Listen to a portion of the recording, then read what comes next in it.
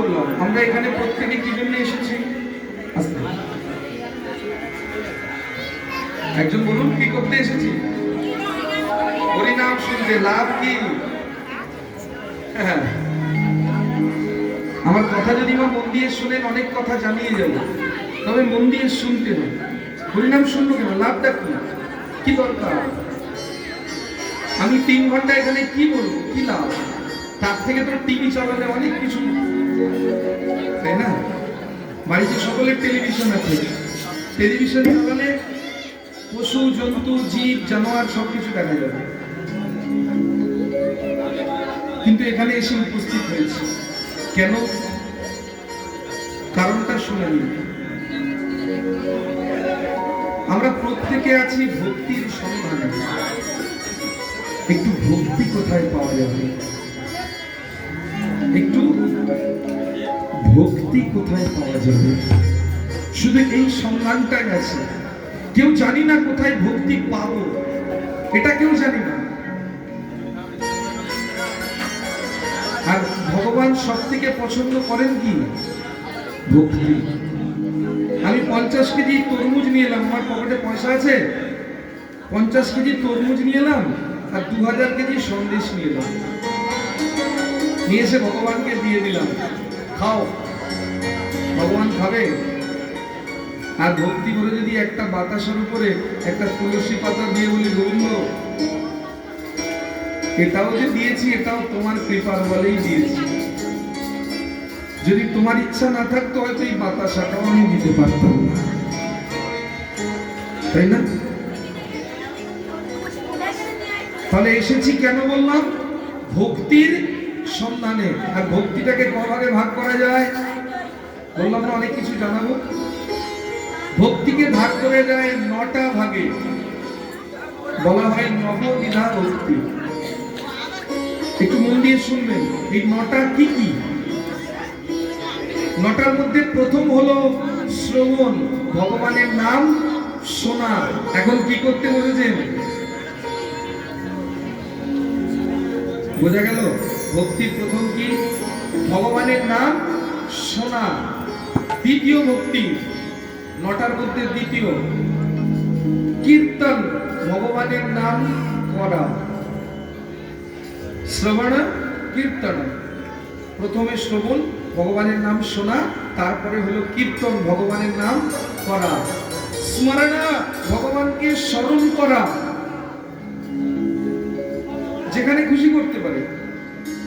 রাস্তা দিয়ে হাঁটছেন তখনও ভগবানকে স্মরণ করতে পারে, যে একটু আমি প্রভুকে ডাকতে। স্মরণ, বন্দনা, ভগবানের বন্দনা গাওয়া, ভগবানের মন্ত্রগুলো পাঠ করা, ভগবানকে নিবেদন করা, বন্দনা করা।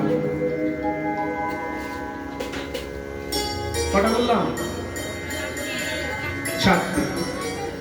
5 নম্বর পাদ সেবনম, চরণ সেবা করা, যেটা করতেন মা কমলা, মা লক্ষ্মী। দেখবেন ভগবানের একটা ছবি পাওয়া যায়, ভগবান ঠিক এইভাবে শুয়ে আছে আর পায়ের তলায় মা কমলা বসে করে না? পাদ সেবনম, চরণ সেবা করা। 5টা বলেছি, এদিকে 4টে শুনে নিন। সখ্যান, ভগবানের সঙ্গে বন্ধুত্ব করা, যেটা করেছিলেন অর্জুন, যেটা করেছিলেন মীরাবাই, যে আমি ভগবানের সঙ্গে একটু বন্ধুত্ব করতে চাই। সখ্যান। দাসমান, ভগবানের দাসত্ব করা, ভগবানের চাকর খাটা। কে চাকর কেটেছিলেন ভগবানের? পবন পুত্র হনুমান। ডিগ্রি জানেন পবন পুত্র হনুমানের? ডিগ্রি জানেন পবন পুত্র হনুমানের? শিবের 11তম অংশ, একাদশ রুদ্র বলা হয় হনুমানকে। একাদশ রুদ্র স্বয়ং মহাদেবের কাছে শিক্ষা নিয়েছিলেন, ছোটবেলায় সূর্যকে গিলে ফেলেছিলেন, পবনের পুত্র, পবনদেব বয়ে নিয়ে এসেছিলেন। এত কিছু জানার পরেও, এত শক্তি থাকার পরেও, যখনই হনুমানকে জিজ্ঞাসা করা হতো কে তুমি, হাতটা জোড় করে বলতো আমি রামের দাস হনুমান। দাস মানে কি? চাকর। আমি রামের দাস, আমি রামের চাকর হনুমান। তাহলে কটা বললাম? 7টা বলেছি, আর 2টো বাকি আছে। 2টো হলো 1 নম্বর পুজো, পূজনম, ভগবানের পুজো করা, আর শেষেরটা হলো আত্মনিবেদনম, ভগবানের কাছে নিজের কিছু নেই মনে করি। তোমার কিছু আছে? কিছু আছে?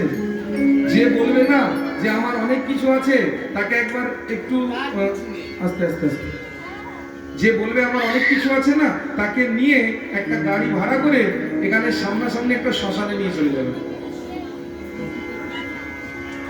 নিয়ে গিয়ে বসে পড়বেন। 1 ঘন্টা বসে থাক, যখন একটা দেহ ঢুকবে আর জ্বলে ছাই হয়ে বেরোবে, তখন বুঝতে পারবি তোর কত কিছু আছে। দাম কতটা জিনিসের, এই ভেতরে যে একটা ওই যাচ্ছে আর বেরোচ্ছে,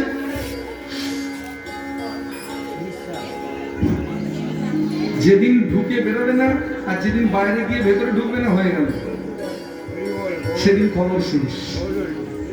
সেদিন আর কেউ, যে বাড়ির লোকেদেরকে এত ভালোবাসেন, সেই বাড়ির লোকগুলো কি করবে জানেন? সেই বাড়ির লোকগুলো আর যে বাড়িটায় ঢুকেছিলেন সেই বাড়িতে ঢুকতে দেবে না। ঠাকুর শ্রী রামপ্রসাদের একটা গান মনে করে, একটু গাইবো ছোট্ট করে। যেহেতু মায়ের মন্দিরে প্রণাম করে এসেছি, সেই জন্য আরো গাইছি। ভুলো না, এটা গাওয়ার কারণ আছে, মানেটা বলে দেবো। দক্ষিণা কালী বদ্ধ হয়ে মায়া জানি,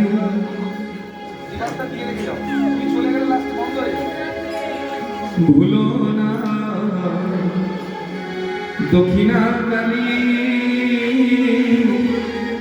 বদ্ধ হয়ে মায়া জালে, ভেবে দেখ কেউ কারো মিছে ভ্রম,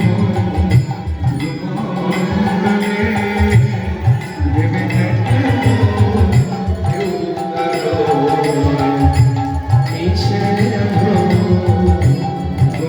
মিছে ভ্রম।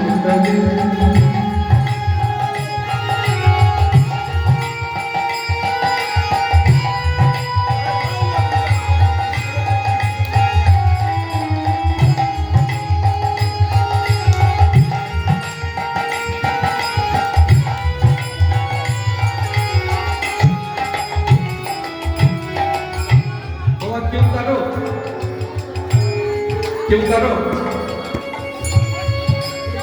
এখন মনে মনে ভাবলেন, এত সংসারের জন্য খেটে পড়ছি, আমার স্ত্রী পুত্র পরিবার,